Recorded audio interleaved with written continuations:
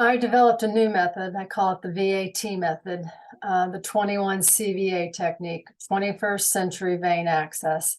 We called vein access because we are accessing a vein with the needle. But I've developed a new technique for locating, dilating, and grading veins with a palpation technique, not with a tourniquet. No smacking, slapping, flicking, or tapping.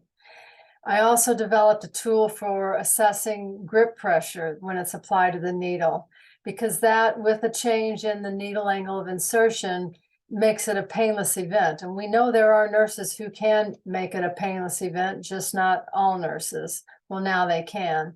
And then I developed the Venicuff, which is a tool that supports the vein and venous system versus the tourniquet, which distorts because it forces an overdistension, and that creates lots of problems. Which brings me to the next slide.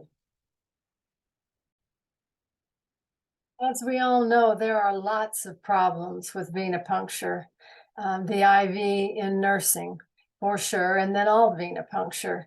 And it has lots of complications, compromises, injuries, and failures.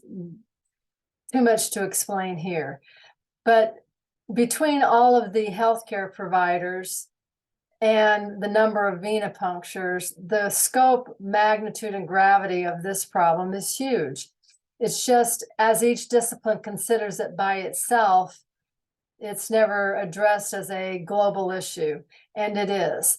And so by nursing taking and leading and changing, they can introduce this and lead the other disciplines, radiology and laboratory medicine. So we can solve a lot of problems. And the expense associated with failure, complications, compromises, and injuries is huge. And we can reduce all of that with this advanced technique.